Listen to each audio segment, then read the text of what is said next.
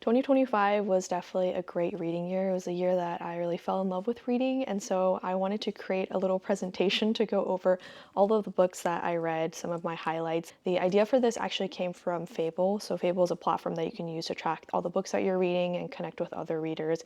I use it to track my books, and they came out with a reading wrap. So I was looking at mine, and some of the stats or the highlights are kind of interesting. First being that I'm in the top 1% of classic readers on Fable, apparently, which is kind of crazy. I also see that my most popular book read by other readers as well was The Handmaid's Tale. My rarest read, Killing Stella, only 11 other people on Fable read it. So you can actually look at your own reading wrap on Fable by downloading their app, but I'm going to get into the presentation now. Okay, I'm in front of my computer now, so we are going to get started with my 2025 reading wrapped. I do have a table of contents because I'm organized. First, at a glance, is just an overview of the number of books I read, my favorite genre.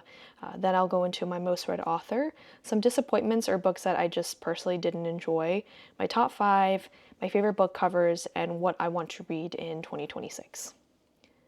So, at a glance, I read 30 books or novels / short stories. My top genre were classics and fiction in general. I would say my perspective on reading has definitely changed a lot this year. Before, I used to read a lot of nonfiction books because I felt like I always had to learn or get something out of reading, which you definitely can, also through fiction, but I felt like I had to read nonfiction to do that. And also, I felt like I couldn't just read just for enjoyment and pleasure. My best month was June, so I read all of these down here that I have listed. Really love Stoner, started getting into more of Edgar Allan Poe, and then a few others. Next, my most read author. I purposely created a separate slide for this person because I love this person. I love this writer, and I have learned so much from them. So that is none other than Fyodor Dostoevsky. Dostoevsky is not only a writer, but he's also a psychologist, a philosopher, and a genius, I would say. I think that his story and his life is very interesting. Quite traumatic though, because he was a part of this radical literary group, and so he was arrested.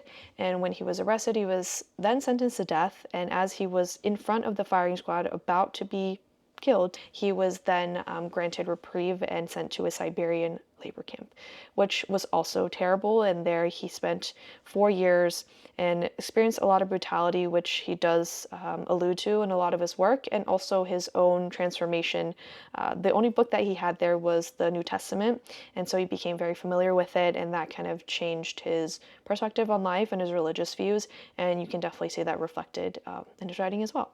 So Dostoevsky has so much to teach you, and I think what I personally love a lot about his writing style is he gets very psychological, like very much into the mind of every little decision that the character is making and understanding what's going on in there and their psyche. And I think that that's something that I haven't experienced in a lot of other writing. So my most favorite is The Brothers Karamazov, and this is ordered from most to least favorite. I will explain my least favorite in a second, but The Brothers Karamazov follows 3 or 4 different brothers, and they all are very different. So they have their own perspectives on life, especially religious views. Ivan is the intellectual. He thinks that there's suffering in this world that God shouldn't allow. Dmitri is a sensualist, and he tends to act out on his own pleasures and desires in the world. Alyosha is more of a Christ-like figure, and he is following God and trying to be this person that keeps his family together. And Alyosha is actually the name of Dostoevsky's son, who passed away young as a child. And it's said that Alyosha in The Brothers Karamazov is Dostoevsky's way of having his son Alyosha live on through the character in the book, which I think is quite beautiful. And a lot of people describe Dostoevsky's work as very sad, depressing, and bleak, but I would say that it's quite the opposite. It's quite hopeful, because even when a character like Raskolnikov in Crime and Punishment has committed murder, he becomes this character that ends up having this transformation and has this redemption through his suffering, which I think is quite hopeful and beautiful. I also read The Dream of a Ridiculous Man. This is a short story. White Nights, a lot of people recommend that, I think on Book Talk. That's kind of how I found out about it.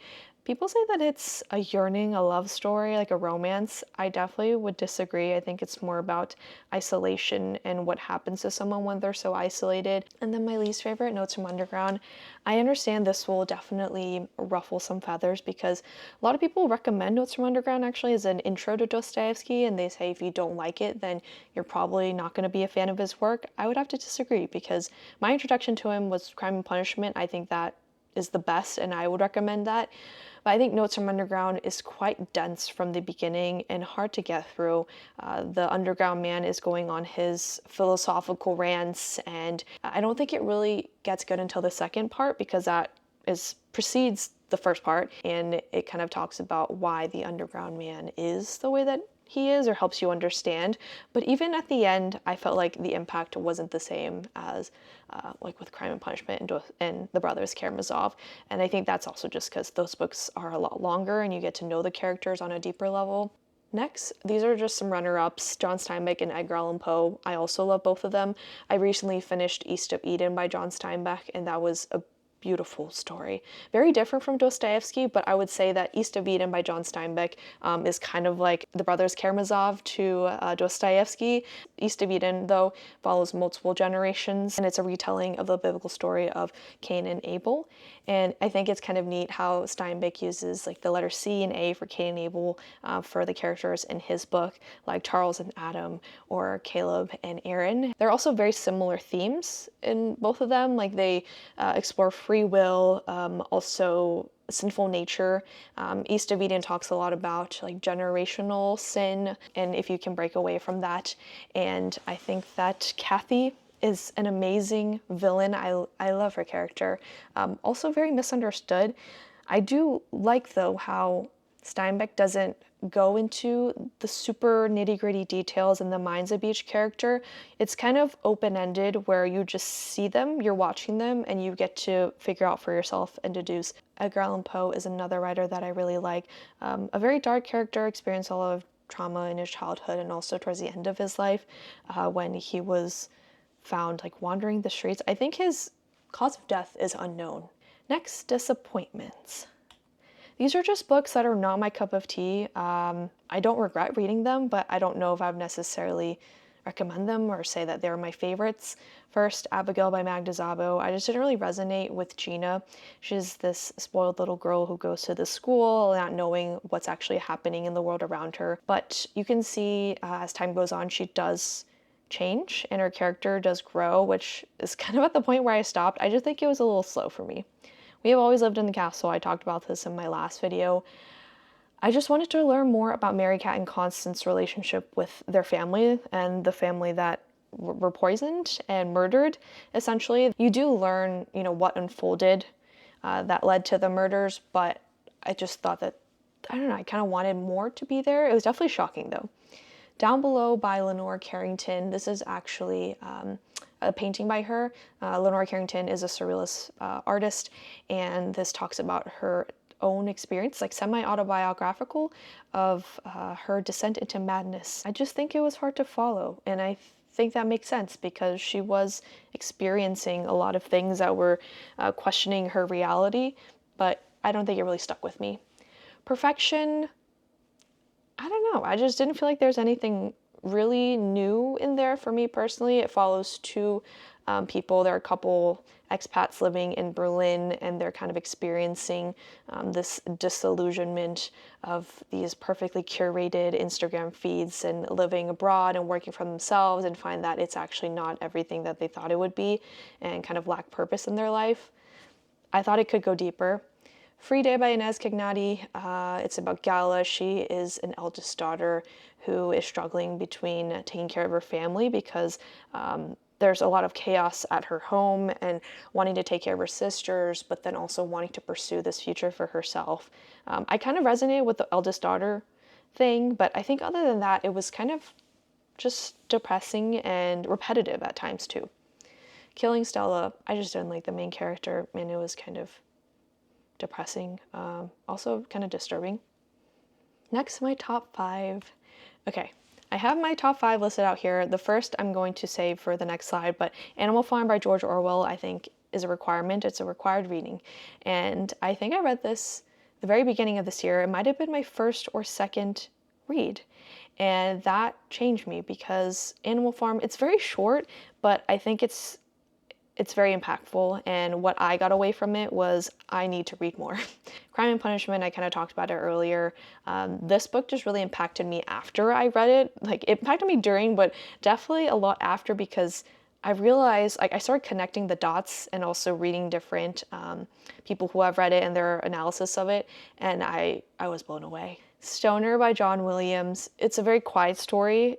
It's essentially just about William Stoner in his life from like early teenage years into the end of his life.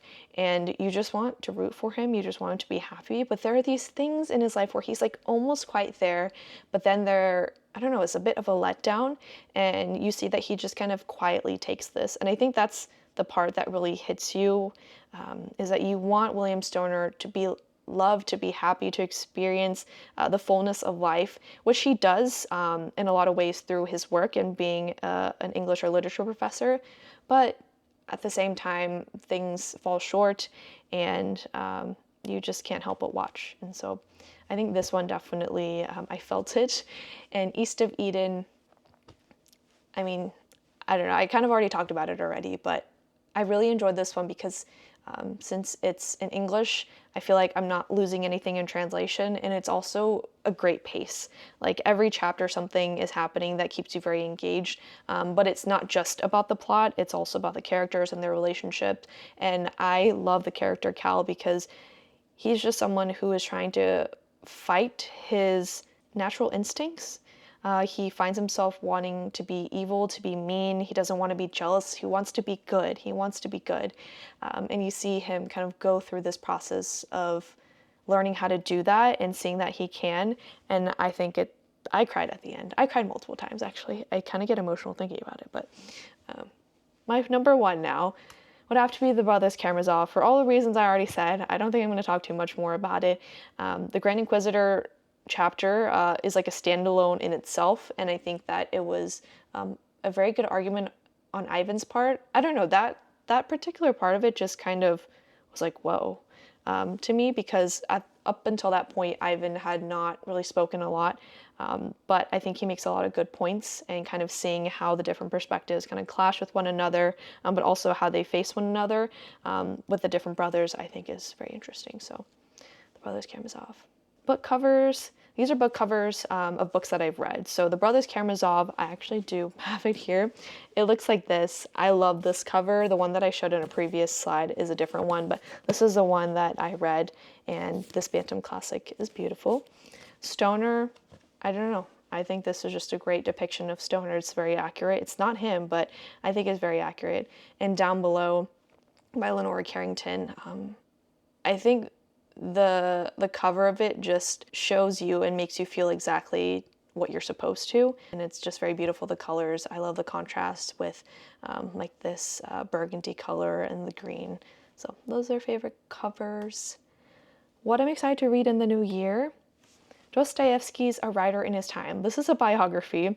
I've been actually getting into biographies because I want to learn more about the writers that I enjoy reading.